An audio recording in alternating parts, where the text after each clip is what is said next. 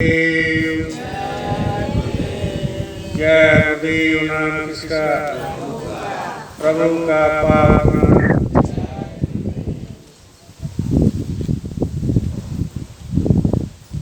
परम संत सद्गुरु बाबा जय गुरुदेव जी महाराज के चरण कमल पर अर्घ अर्घ प्रणाम।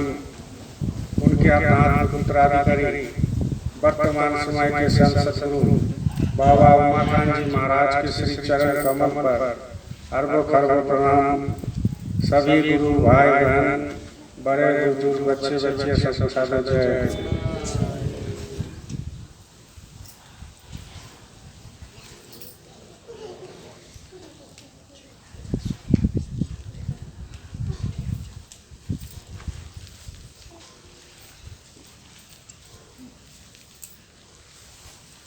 देखिए प्रेमियों, सत्संग आने का मतलब है अपने को बदलना, दूसरे को बदलना आपकी बस की बात है नहीं। आप किसी को बदल नहीं सकते। बदलेगा तो गुरु महाराज ही बदलेगा।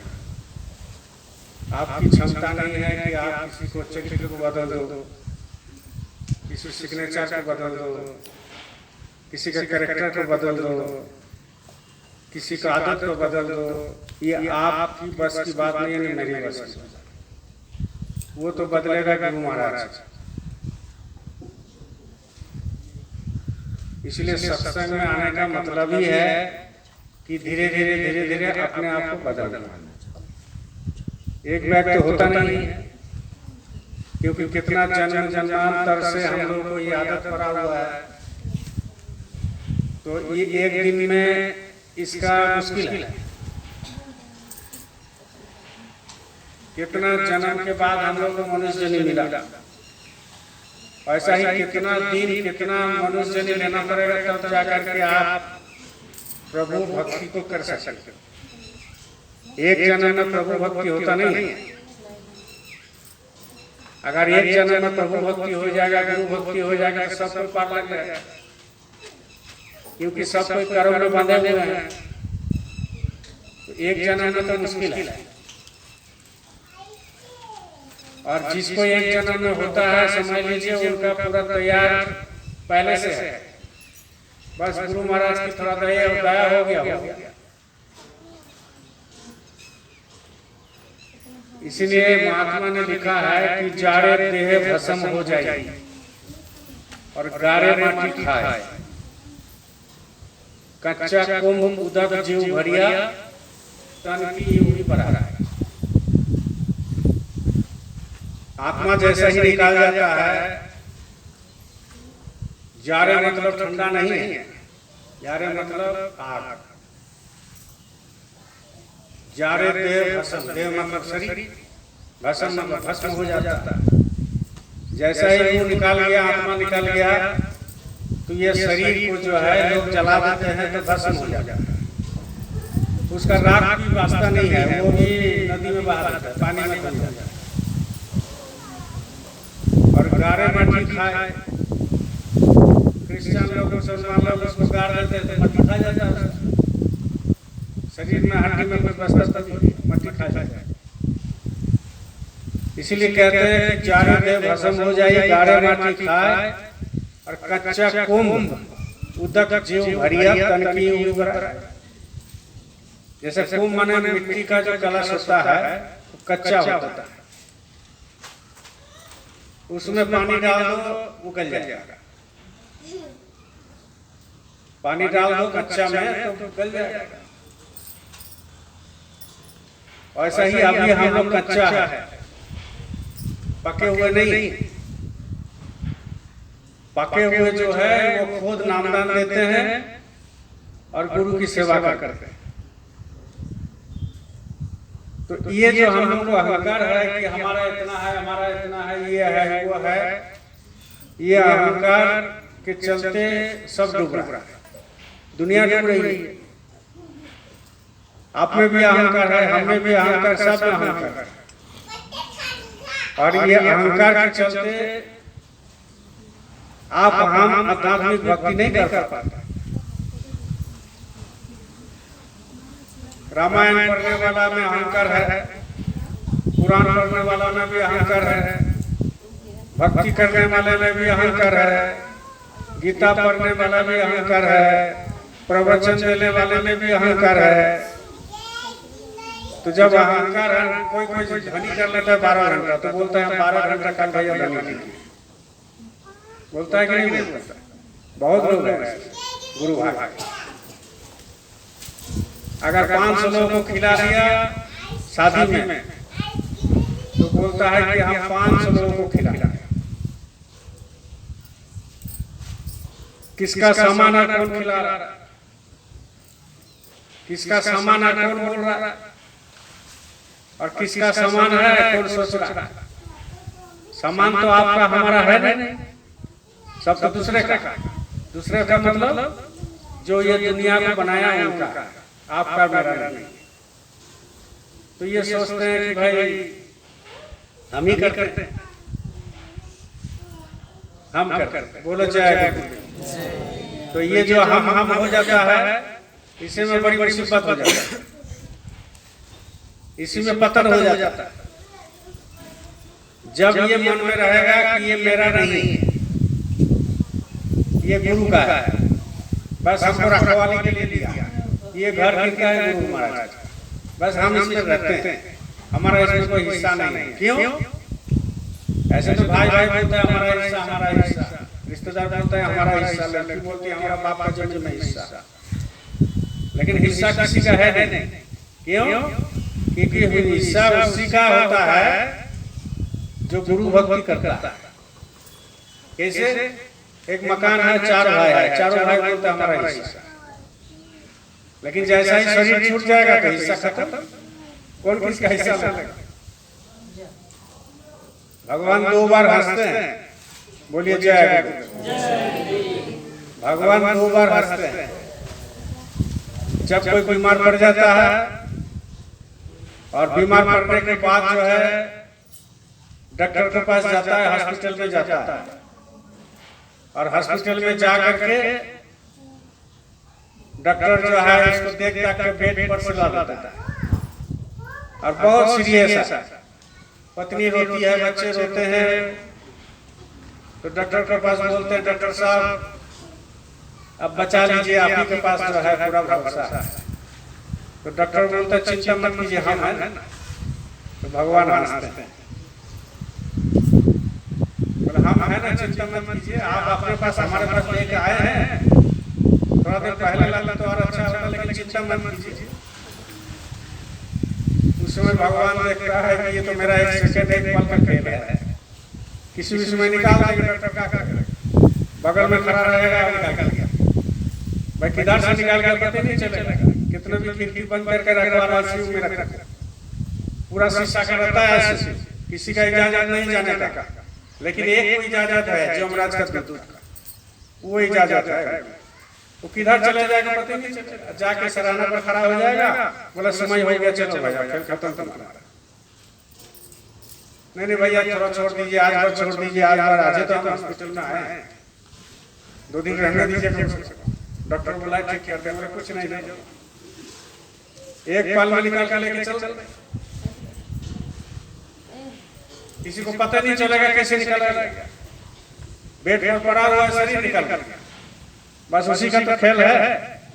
जब तक शरीर में है तब तक आप खेल खेलते रहो, और शरीर से निकाल गया सब बेकार। और एक बार कब हंसते हैं, जब घर में जमीन का नापी होता है, ये मेरा है, ये तेरा है, ये उस भाई का है, ये उस भाई का, ये वो बहन का, तब भगवान हंसते हैं, बोले किसका जमीन कौन नाप रहा है, और किसका जमीन कौन भाग बंटवा रहा है, किसका जमीन कौन बोल रहा है कि हमारा इधर है, तुम्हारा उधर है, बीच में जैसे खींच दिया, तुम इधर मत आना, बोलता तुम उधर मत आना, बस खेल खत्म हो गया। तो भगवान उस समय देखता है किसका जमीन है, कौन बंटवा रहा है, कौन ले रहा। तो ये सब क्यों होता है, अहंकार के चलते। हमने ये कर दिया, हमने वो कर दिया, हमने इतना आदमी ला दिया, इतना भंडारा खिला दिया, इतना सेवा दे दिया, इतना आश्रम बना दिया, हम हॉस्पिटल बना दिए, हम जो है बीच चौराहे पर जो है पानी का व्यवस्था कर दी। तो खेल खत्म हो गया, कुछ नहीं होने वाला। करने वाला वो है, कराने वाला भी वही है। आपका हाथ अब मेरा हाथ खाली हिल रहा है, बस और कुछ नहीं। ये शरीर में कुछ ताकत है नहीं किसी का। जब तक आत्मा है सब सोच रहे हैं हम करते हैं, हम करते हैं, आत्मा निकाल गया शरीर खत्म, मिट्टी हो गया, मिट्टी हो गया। इसलिए जब भी कुछ लेना है ज्ञान तो अहंकार रहित हो करके, भाई हम कुछ नहीं जानते। शिक्षक के पास जाएगा ज्ञान लेना है तो भाई हम कुछ नहीं जानते, चुपचाप बैठ जाइए। हम भी बहुत मैथमेटिक्स में बहुत कमजोर थे, बहुत कमजोर अंक में। तो मेरा पिताजी जब एक टीचर को लगा दिया, वो टीचर मुस्लिम थे, हमारे गांव के बहुत अच्छे टीचर थे। तो थोड़ा बहुत तो जानते ही थे, लेकिन टीचर बोला कि तुम कुछ जानते हो? तो हमने कहा कि हम कुछ नहीं जानते, आप शुरू से सिखाइए। तो वो शुरू से ही सिखाया, उसमें और पक्का हो गए। तो शिक्षक के पास जाने के लिए, गुरु के पास जाने के लिए अहंकार नहीं चाहिए, सीधा बोल दीजिए हम कुछ नहीं जानते, कि भाई हम कुछ नहीं जानते। तो जब आप कुछ नहीं जानते हो और जब आपके मन में आएगा कि हम कुछ नहीं जानते हैं, तो गुरु महाराज आपके ऊपर दया करेगा कि नहीं बेचारा नादान है, कुछ नहीं जानता है, तो इनको कुछ दो।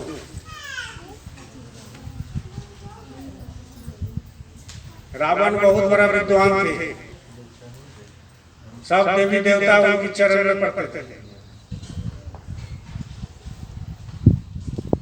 और सारे जो है वेद का ज्ञान उनके पास था, बहुत ज्ञानी थे, बहुत,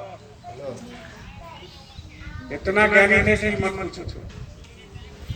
लेकिन बोले जय गुरुदेव। लेकिन जब वो पड़ा हुआ था, मरने वाला था, श्वास निकालने वाला था, रूह निकालने वाला था, तो भगवान राम की भाई लक्ष्मण को बोला कि जाकर थोड़ा ज्ञान ले। ये बहुत बड़ा ज्ञानी है, थोड़ा ज्ञान ले लीजिए।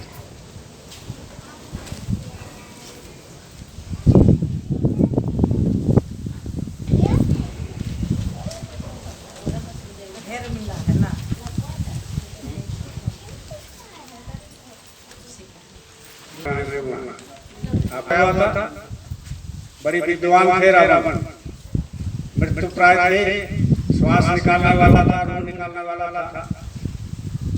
तो भगवान राम बोले लक्ष्मण को कि जाओ थोड़ा उपदेश ले लो मरने के पहले, क्योंकि विद्वान है। कितनों लोग कुछ खराब हो,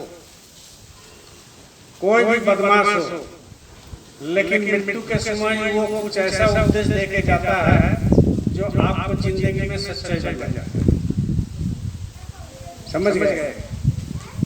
तो रावण को तो ना आपने देखा ना हमने देखा, रामायण में लिखा है, घट रामायण का में रावण का बात दूसरा होता है, और जो रामायण जो है वाल्मीकि का जो रचना है वो दूसरी बात, कहानी है, सच्चाई है, उसी में भरा हुआ।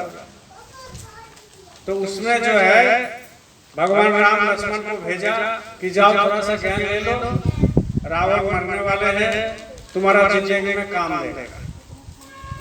तो लक्ष्मण बोला कि भैया ये तो पापी है, ये आपके साथ युद्ध कर रहा है। तो उसमें क्या होता है, ज्ञानी तो है, जाके ज्ञान ले लो। आप चले गए ज्ञान लेने के लिए, तो रावण का सर पर खड़ा रहा, सर के बगल में सराहना पर खड़ा रहा। तो बोले कि भैया भेजे हैं हमको, पहचान रहे हैं? तो बोले क्या चाहिए? बोले हमको ज्ञान चाहिए। तो रावण ऊपर से नीचे तक देखा, बोले तुमको ज्ञान चाहिए, वो बात अच्छा है, लेकिन तुमको ज्ञान लेने का तजुर्बा नहीं है,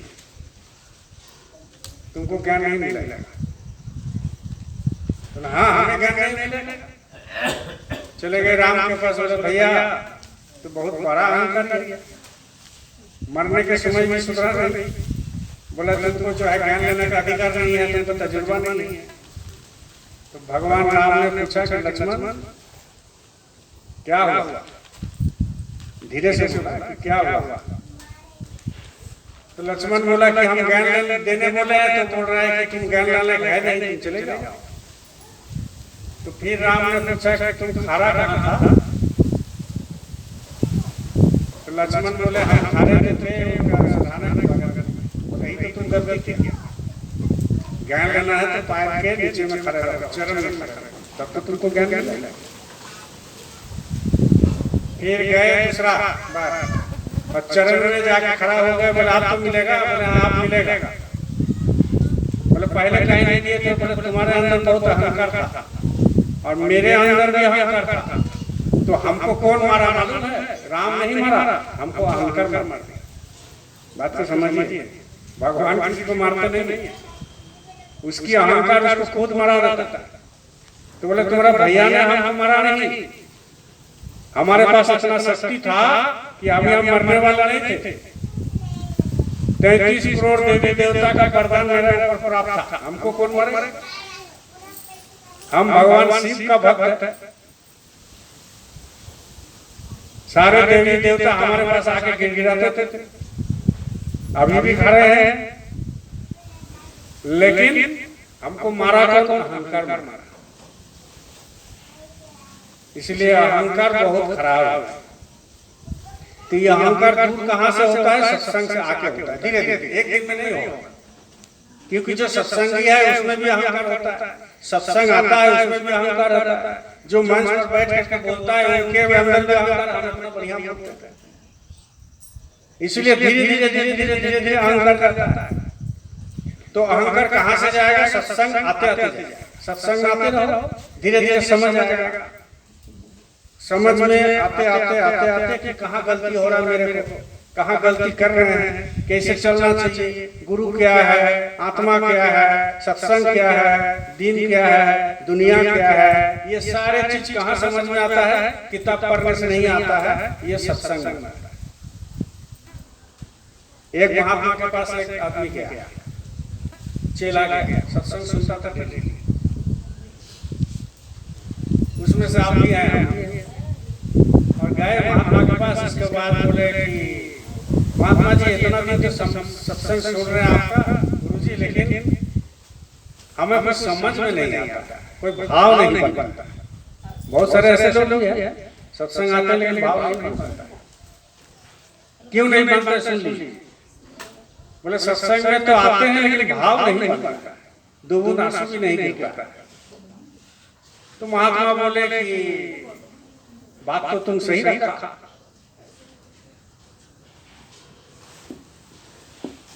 बोले चलो ठीक है, आज थोड़ा तो भांग पिलाते हैं। बोले ये आप क्या बोल रहे हैं? जिंदगी में आप बोलते हैं दारू नहीं पीना है, आज्ञा नहीं पीना है, मांस मछली नहीं खाना है, नशा नहीं करना है, आज भांग पिलाए। बोले चलो लेके आओ भांग लेके आओ। चलो सही। बोला हाँ, तुम नहीं जाओगे दूसरे से मंगवाओ। नहीं लेके आता, गुरु का आदेश है, लेने के लिए चल गए, भांग लेके आए, रख दिए गुरु के चरण में। बोले पी जाओ? बोले नहीं नहीं, भांग तुम जो है ले लो हाथ में और भांग मुंह पर ले लो, अंदर करो, लेकिन उसको पेट में नहीं जाना। उसको जो है पेट में नहीं जाना चाहिए, उसको बाहर भी कुल्ला करके। और इसमें फायदा है, इसमें भी फायदा है। तो भांग को लिया और कुला किया, 10-15 बार में वो भांग खत्म हो गया, कुला करके कह दिया। बोले मुंह धो लो। तो बोले कि नशा चढ़ा तुम्हारा में? नशा चढ़ गया? बोले गुरु जी कुछ पता ही नहीं चला, नशा कहाँ से चढ़ेगा? भांग अंदर जाएगा तब ना नशा चढ़ेगा। भांग तो अंदर गया नहीं तो नशा कैसे चढ़ेगा? तो बोल रहे कि अच्छा आप तो बहुत बुर्बक, जब तक आप तो कभी पिया नहीं, जब तक भांग अंदर नहीं जाएगा नशा नहीं चढ़ेगा। तो बोले यही तो बात हम बोल रहे, सत्संग का बात को जब तक आत्मसात नहीं करेगा, जब तक अंदर में नहीं रहेगा, तब तक इसका नशा नहीं चलता। गुरु महाराज ने कहा कि भजन करो, भजन करो, सुमिरन ध्यान करो, भक्ति से करो, सत्संग जाओ, सत्संग जाना। तो ये जो आत्मसात करना पड़ेगा, अंदर घुसाना पड़ेगा, तब जाकर के उसमें नशा हो, नहीं तो कहे नशा हो। ऐसा ही बुला करके लोग आते हैं, सत्संग में फेंक देते हैं। आत्मसात करना पड़ेगा, अंदर में लेना पड़ेगा, तब जाकर के ये काम हो, नहीं तो नहीं। बोलो जय। इसलिए आपको आध्यात्मिक जगत में उन्नति करने के लिए, अंदर में जलवा देखने के लिए, ये नहीं कि एक बार आप आवाज सुन लोगे, प्रकाश देख लोगे, गुरु की स्वरूप को देख लोगे, ऐसे नहीं होता। धीरे धीरे होगा। तो छोटा सा ही, थोड़ा सा ही एक चीज तिनका भर के आपको अगर अनुभव मिल गया तो बहुत बड़ा गुरु की दया समझ लो। इसके लिए खान पान बहुत शुद्ध रखना, बहुत ही शुद्ध रखना पड़ता है खान पान। जिनका खान पान शुद्ध नहीं है उनमें ये रस नहीं मिलेगा, बिल्कुल नहीं। इसलिए दारू बहुत खतरनाक, हजारों बीमारी है, नशा हजारों बीमारी है, मांस मछली अंडा आप जानते हो हजारों बीमारी है। ये आजकल जो चला है ना मोबाइल, ये बहुत बड़ा खतरनाक।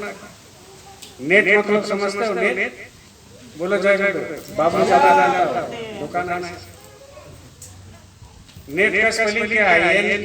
नेट मतलब क्या होता है? जाल होता है। नेट मतलब जाल। ये मोबाइल में जो नेट आता है ये जाल है। तो जब जाल जो तालाब में फेंकते हैं मछली पकड़ने के लिए, तो खाली मछली आता है कि और सब कुछ आता है? बहुत कुछ आता है। लेकिन जो जाल फेंकते हैं मछली के लिए ही फेंकते हैं। तो वो क्या करता है? जो पूरा कटकट इधर उधर जो आता है उसको वो फेंक देता है। लेता क्या चीज है? मछली ले लेता है। ऐसा ही ये मोबाइल है, बहुत कुछ आता है, लेकिन आप लोग कितना जल्दी स्पीड में हाथ चलता है। लेडीज लोग को ज्यादा चलता है ऐसे। तो नेट में जो हाथ चलता है उसमें कितना गुरु महाराज का वाणी है, कितना भजन है, कितना गुरु महाराज का सत्संग है। डेली महाराज जी का सत्संग चलता है। पूछो इन लोगों को, आप लोगों को भी हम पूछते हैं, देखते हैं 5 मिनट देखते नहीं है, लेकिन बाकी सब देखते हैं। ये तो जाल बिछा के रखा है, तो वो जाल में मछली पकड़ लो, मतलब सत्संग देख लो। बाकी जो देखो कोई बात नहीं है, लेकिन सत्संग बहुत जरूरी है। तो ये नशा का बात कर रहे हैं। जैसे दारू नशा है, उससे भयानक नशा आजकल नेट है, उससे भी भयानक नशा नेट है। दारू तो लोग एक बार पीता है, शाम को सो जाता है, नशा हो जाता है, सुबह पीता है, नशा हो जाता है, सो। लेकिन ये मोबाइल लट्टी में भी जाता है, फिर भी लेके जाता है, फिर भी कोई भी जाता है लेके जाता है, देखता है। ये नशा है। ऐसा ही दारू एक नशा, बड़ी खतरनाक नशा। एक डॉक्टर के पास एक आदमी गया, बोलो जय गुरुदेव। एक डॉक्टर के पास एक आदमी गया, गांव का भोले वाला डॉक्टर था, पेशेंट था। गांव में डॉक्टर नहीं था। बढ़िया से सुनो नशा क्या चीज है। इसके बाद डॉक्टर के पास गया, बोला कि डॉक्टर साहब ये दांत हमारा बहुत दर्द कर रहा है। और वो डॉक्टर ऐसा था कि भाई उसके पास कुछ एनास्थेसिया नहीं था या सुई नहीं था कि उसको सुन करके दांत निकाल। तो बोले ये तो दांत आपका कीड़ा हो गया, खराब हो गया, दांत को तो उखाड़ना पड़ेगा। बोले डॉक्टर साहब उखाड़ दीजिए। बोले तुम चिल्लाओगे, ऐसे थोड़ी होता। बोले आपके पास कुछ दवाई है? बोले दवाई हमारे पास नहीं है, लाना पड़ेगा शहर से, अभी 3 दिन लगेगा। तो बोले 3 दिन में तो मर जाएंगे, उससे बढ़िया हम खा। तो बोला अरे खाने से तुम मर जाओगे। तो डॉक्टर साहब तरकीब सोचा। बोले कभी दारू पिया है? बोले कभी काल पीते हैं। बोले चलो ठीक है। उसका जो कंपाउंडर था उसको बुला लाओ, एक बोतल दारू लाया, उसको पिलाया। तो बोले कुछ नशा चल रहा? तो बोला हाँ पहले से कुछ नशा चल रहा, धीरे धीरे बात खड़ा नहीं लगा। फिर डॉक्टर देखा कि अभी भी इसका ज्ञान है, लाओ और एक बोतल, एक बोतल ला के और आप जब इसको दूसरा बोतल पिला दिया वो उठ के खड़ा हो गया और मौज पत्ता हो गया। बोले कौन मेरा दांत खरता है? समझ गया ना? तो ये नशा है, खतरनाक नशा। करने गया तो भाला, अब डॉक्टर के ऊपर आता। तो ये इतना खराब नशा है, नीट हुआ, मोबाइल हुआ, दारू हुआ, खाना पीना हुआ, जीभ का जो है इतना स्वाद लेने में चस्का है। ये सब जब तक नहीं रुकेगा तब तक आपका सत्संग में रस नहीं मिलेगा। अभी एक भाई को देख रहे थे, हरी से गया सब्जी बेचे, नाम नहीं ले, उसको पूछो भाई सत्संग में नहीं आता? भैया इतना खेती बाड़ी समय में मिलता, और आज संडे है, खेती बाड़ी करके जो बेचने गया कितना होगा रे भाई? 200 400 500। एक दिन कुर्बानी दे दो ना भाई गुरु महाराज के नाम से। इस मामले में तो भाई गोतिया जी का फैमिली सबसे अच्छा। हम सब बोलते हैं कि लोग कम से कम सत्संग नागा नहीं करते, कभी भी नागा नहीं। अब सब्जी बेचने गया तो संडे है तो क्या है, सब्जी बेचो कोई दिक्कत नहीं है, लेकिन 6 दिन बेचो, एक दिन आ जाओ। जब उतना दूर से आ रहे भाई तो कम से कम आ जाए, बगल से जाएगा लेकिन प्रणाम करके भी नहीं जाएगा। ठीक है भैया हम नहीं आ पाए तो उधर जो सब्जी में फायदा हुआ तो कम से कम 50 रुपये यहाँ दाम लेकर के चले, उसमें भी फायदा था कि चलो हम नहीं आए तो 50 रुपये इसमें दे दिए, 10 रुपये ही दे दिए। तो गुरु महाराज किसी का कर्ज नहीं रखते, गुरु महाराज उस कर्ज को चुका देते, तो कुछ तो कुछ फायदा हो। सत्संग क्यों छोड़ता है लोग, हमको पता नहीं लगता। बड़ी अफसोस लगता है। काम है, काम तो करना ही पड़ेगा, लेकिन पेट नहीं चलेगा। लेकिन कम से कम महीना में तो 2 दिन आओ, 6 महीना 3 महीना सत्संग नहीं। और जब महाराज जी आ जाते हैं झारखंड में लगता है उससे जैसा बड़ा भक्त कोई है। महाराज जी ये हो गया, मालिक ये हो गया, हुजूर ये हो गया, वो हो गया, और उसको पूछो भाई कितना दिन सत्संग गया तो बोला समय नहीं मिला। तो ये हो गया, वो हो गया, तो कहाँ से निकलेगा दवाई, कहाँ से मिलेगा? सत्संग से मिलेगा दवाई, और कहीं नहीं मिलेगा, सत्संग से मिलेगा। मेरी हाथ में 5 दिन से इतना दर्द है, आप होते तो नहीं आता, बिल्कुल नहीं आता, देखिए। लेकिन जब नशा हो जाता है तो दर्द कुछ नहीं, नशा करना चाहिए। नशा किसकी? सत्संग। जब उसमें रम जाओगे तो नशा, नहीं रहोगे तो नशा। दारू पीता है तब नशा आता है, भांग पीता है तब नशा आता है। दारू मुंह में ले लो और फुला करके फेंक दो, भांग मुंह में ले लो और फुला करके फेंक दो, नशा चढ़ेगा नहीं। ऐसा ही इसको आत्मसात करना पड़ता है। गुरु की भक्ति का मतलब यह है सत्संग पहले जाओ। ये पहला जो है स्कूल यही है सत्संग। बाद में तुम्हारा कुछ बदलेगा, सत्संग का क्यों बदलेगा, इसको पहले नहीं बदलेगा। बोलो जय गुरुदेव, जय गुरुदेव, जय गुरुदेव।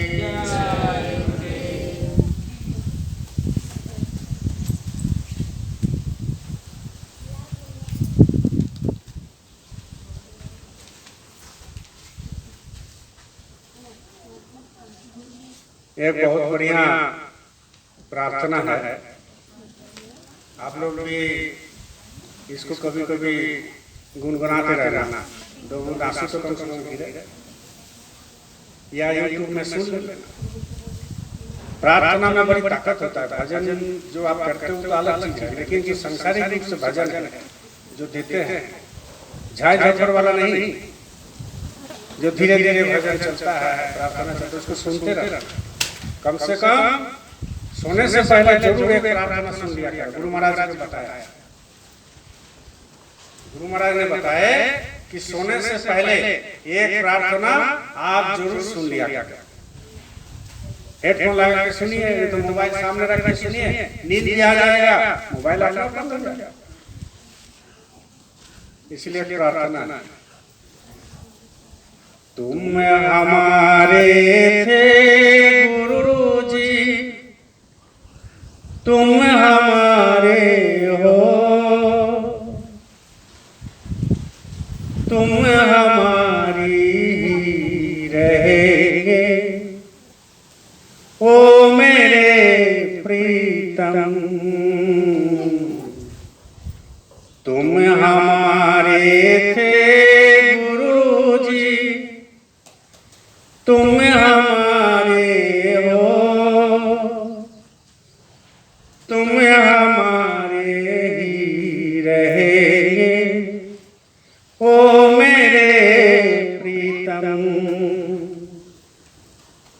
हम तुम्हारे थे प्रभु जी, हम तुम्हारे हैं, हम तुम्हारे ही रहेंगे, ओ मेरे प्रीतम। तुम हमारे थे गुरुजी, तुम हमारे हो, तुम हमारे ही रहेंगे, ओ मेरे प्रीतम।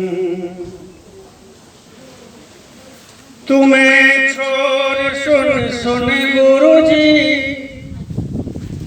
कोई न मीती हमारो। तुम्हें छोड़ सुन सुन गुरुजी, कोई न मीती हमारो। किसी के द्वारे जाए पुकारे, और न कोई सहारा। अब तो आके बाँ पकड़ लो, ओ मेरे प्रीतम। तुम हमारे थे गुरुजी, तुम हमारे हो, तुम हमारे ही रहेंगे, ओ मेरे प्रीतम। तेरे कारण सब जग छोड़ा, तुम संग नाता जोड़ा। तेरे कारण सब जग छोड़ा, तुम संग नाता जोड़ा। इस बार प्रभु हंस के कह दो, तुम हमेरा मेरा।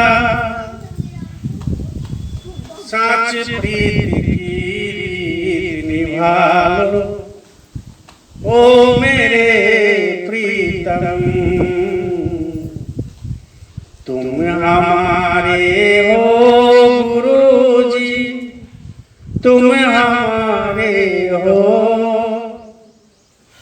तुम हमारे ही रहेंगे, ओ मेरे प्रीतम। हम तुम्हारे थे प्रभु जी, तुम हमारे हैं, हम तुम्हारे ही रहेंगे, ओ मेरे प्रीतम। दास की विनती सुन लीजिए, ओ जय गुरुदेव दया। दास की विनती सुन लीजिए, जय गुरुदेव दया। आखिरी आस यही है जीवन की, पूर्ण करो प्यारे। एक के बार हृदय से लगा लो प्रभु जी, ओ मेरे प्रीतम। तुम हमारे थे गुरु जी, हम तुम्हारे हैं, तुम हमारे ही रहेंगे, ओ मेरे प्रीतम। तुम हमारे ही रहेंगे, हम तुम्हारे हैं, हम तुम्हारे ही रहेंगे, ओ मेरे प्रीतम। बोल जय गुरुदेव। देखिए प्रेमी,